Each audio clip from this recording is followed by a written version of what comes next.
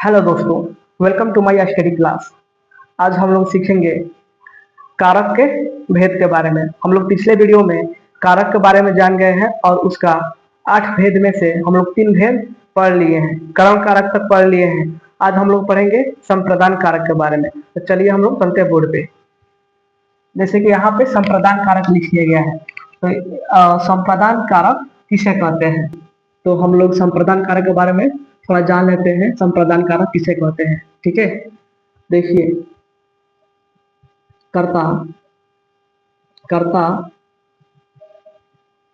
जिसके लिए काम करता है उसे संप्रदान उसे संप्रदान कारक कहते हैं। जैसे कि उदाहरण समझ लेते हैं। उदाहरण समझेंगे तो और अच्छे से समझ में आएगा संप्रदान कारक के बारे में। जैसे राम ने सीता के लिए रावण को मारा। इस सेंटेंस पर आप ध्यान देंगे। इस वाक्य में देखिए, संप्रदान कारक कह रहा है कर्ता यानी करने वाला जिसके लिए काम करता है उसे हम संप्रदान कारक कहते हैं। राम ने रावण को मारा है। किसके लिए मारा है? तो सीता के लिए। राम किसके लिए रावण को मारा? तो सीता के लिए, यानी सीता के लिए यह काम किया है। इसलिए इस सेंटेंस का संप्रदान कारक कौन हुई? तो सीता हुई। ठीक है, दूसरा सेंटेंस देख। अब दूसरा सेंटेंस पर ध्यान देंगे। दूसरा उदाहरण क्या है? जैसे श्याम मोहन के लिए खिलौना खिलौना खरीदी है। इस सेंटेंस को देखिए, जैसे कह रहा है श्याम मोहन के लिए खिलौना खरीदी है। श्याम जो है किसके लिए काम किया है? तो मोहन के लिए। मोहन के लिए क्या किया है? खिलौना खरीदा है। इसलिए इस वाक्य में मोहन जो है मेरा क्या हो गया? संप्रदान कारक हो गया। ठीक है, जैसे एक और सेंटेंस देख लेते हैं। सीता गीता के लिए आम तोड़ी है। देखिए दोस्तों, सीता गीता के लिए आम तोड़ी है। ये तोड़ने का काम जो है सीता किसके लिए की है? तो गीता के लिए। इसलिए मेरा गीता जो है ये क्या हो गया? मेरा संप्रदान कारक हो गया। तो संप्रदान कारक कारक के बारे में हम लोग जान गए। संप्रदान कारक में कर्ता जिसके लिए काम करता है उसको हम संप्रदान कारक कहते हैं। अब हम लोग सीखेंगे अपदान कारक किसे कहते हैं। जैसे कि यहाँ पे अपदान अपदान कारक अपदान कारक किसे कहते हैं? तो इसको देखिए, किसी वस्तु से किसी वस्तु से अलगाव होना किसी वस्तु से अलगाव होना समझा जाए जाए तो उस वस्तु को उस वस्तु को अपादान अपादान कारक कहते हैं। चलिए हम लोग उदाहरण लेकर समझ लेते हैं और ज्यादा समझ में आएगा। जैसे पेड़ से पत्ता गिरता है। दोस्तों इस वीडियो पर ध्यान देंगे। डिफिनेशन क्या रहा है इसका, किसी वस्तु से अलगाव होना समझा जाए तो उस वस्तु को अपदान कारक कहते हैं। जैसे कि पेड़ से पाता गिरता है, ठीक है, तो पत्ता जो है किससे अलग हो रहा है, पेड़ से अलग हो रहा है। पत्ता किससे अलग हो रहा है, पेड़ से, तो पेड़ वाला क्या हुआ, अपदान कारक हुआ। ठीक है, जैसे अलमारी, अलमारी से किताब निकाली। देखिए दोस्तों, अलमारी से किताब निकाली, किताब जब हम अलमारी से निकाल लिए तो किस चीज से अलगाव हुआ, तो अलमारी से। अलमीरा में कोई चीज रखा हुआ है उसमें से हम निकाल लिए तो अलमारी से वो अलग ना हो गया वो वस्तु, तो किताब किससे अलग हुआ है, अलमारी से, तो अलमारी में क्या हो गया, अपदान कारक हुआ। ठीक है, इस कारक को भी हम लोग जान गए। इस कारक में किसी वस्तु से अलग होना समझा जाए उसे हम अपदान कारक कहते हैं। जैसे पेड़ से पाता गिरता है। चलिए हम लोग इसका अगला कारक को पढ़ते हैं। तो चलिए हम लोग संबंध कारक के बारे में जान लेते हैं। संबंध कारक किसे कहते हैं, संबंध कारक। चलिए दोस्तों, अब हम लोग संबंध कारक के बारे में जान लेते हैं। संबंध कारक किसे कहते हैं, ठीक है, तो देखिए इसका उदाहरण क्या होता है, डिफिनेशन क्या होता है। जिस जिस शब्द से जिस शब्द से किसी किसी व्यक्ति या वस्तु का संबंध संबंध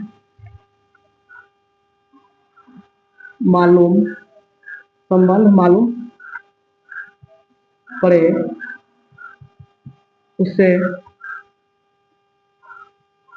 संबंध संबंध कारक कहते हैं। उसे हम संबंध कारक कहते हैं। चलिए दोस्तों हम लोग उदाहरण लेते हैं तो और ज्यादा समझ में आएगा। जैसे मोहन की किताब।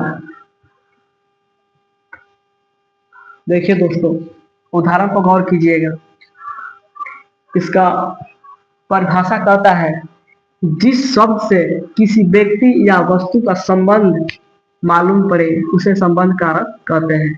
जैसे कि कह रहा है मोहन की किताब, यदि हम की को हटा दे, की को रिमूव कर दे थोड़ा देर के लिए, तो क्या होगा, मोहन किताब से ये मालूम नहीं चल रहा है ये किताब जो है मोहन का है कि किसका है। अगर यहाँ पे की लगा दे रहे हैं तो की से संबंध जो है जुट जा रहा है, इससे यह मालूम चल रहा है मोहन की किताब है। किताब जो है किसका है, मोहन का है।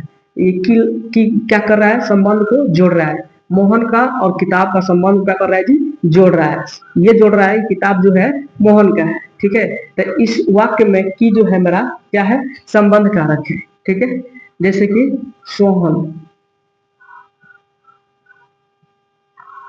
सोहन का भाई, सोहन का भाई, इसमें भी देख रहे हैं सोहन और भाई का संबंध कौन जोड़ रहा है, का जोड़ रहा है, तो का जो है संबंध कारक हुआ। ठीक है, जैसे कि गीता की बहन अच्छी है। ठीक है, अगर की को हटा दे तो क्या होगा, गीता बहन अच्छी है। इसे ये मालूम नहीं चल पा रहा है जो बहन जो है गीता की वह अच्छी है। देखिए की को हटा दे रहे हैं तो ये मालूम नहीं चल रहा है कि जो बहन जो है वो किसकी है, वही की लगा दे रहे हैं तो इसे ये मालूम चल रहा है गीता की बहन जो है अच्छी है। बहन और गीता का संबंध ये कौन जोड़ रहा है? की जोड़ रहा है। ठीक है। और संबंध कारक में संबंध को जोड़ने वाला कुछ शब्द होता है, जैसे के, की, का। देखिए, संबंध कारक का कुछ उदाहरण होता है, कुछ एग्जाम्पल होता है कि संबंध कारक में अधिकतर के, का, की आता है। ठीक है, यही शब्द होता है संबंध को जोड़ता है। ठीक है, चलिए अब हम लोग जानेंगे अधिकरण कारक के बारे में। जैसे अधिकरण, अधिकरण कारक किसे कहते हैं? ठीक है, तो इसका डिफिनेशन हो जाएगा,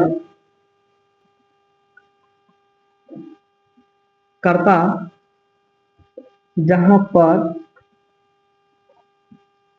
काम करता है उस उस जगह को उस जगह को अधिकरण अधिकरण कारक अधिकरण कारक कहते हैं। जैसे में जैसे सोहन सोहन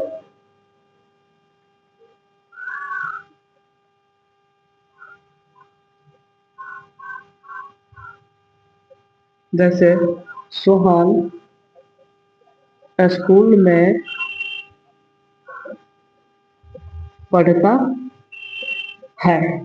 देखिए, अधिकरण कारक का परिभाषा क्या होता है? कर्ता, कर्ता यानी करने वाला। कर्ता जहां पर काम करता है उस जगह को अधिकरण कारक कहते हैं। जैसे में सोहन स्कूल में पढ़ता है। सोहन जो है अपने पढ़ने के काम कहाँ पे करता है? तो स्कूल में करता है। तो स्कूल क्या हो गया मेरा?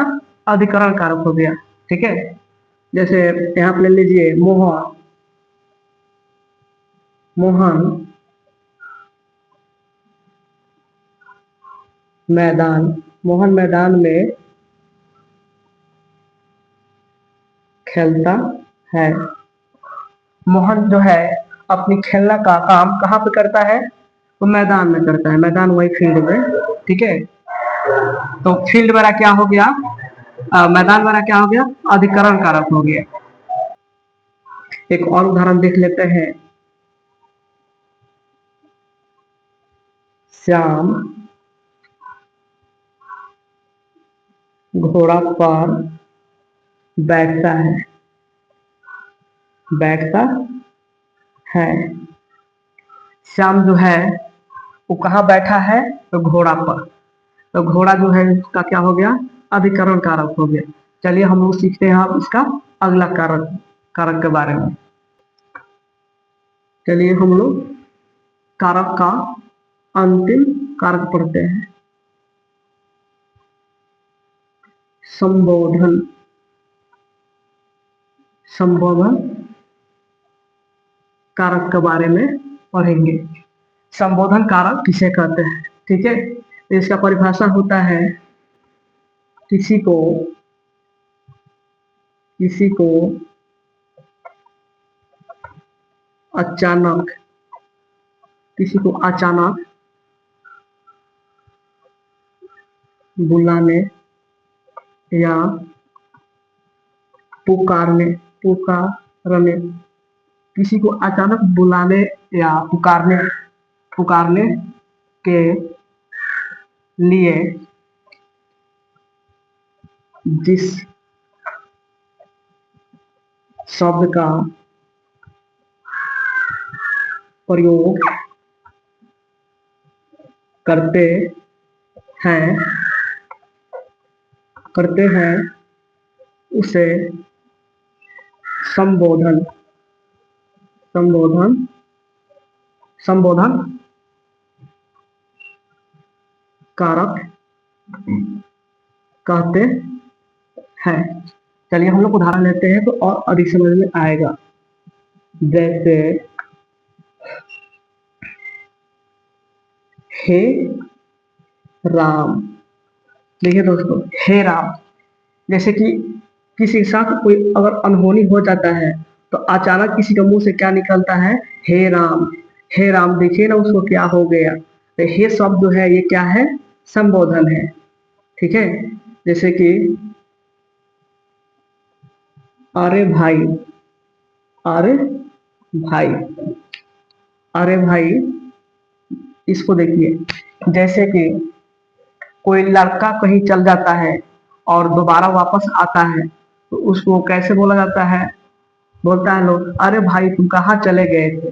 भले उसका भाई हो या ना हो, लेकिन भाई से पहले क्या लगाता है लोग, अरे। यानी अचानक मुंह से यही सब क्या निकल जाता है, अरे।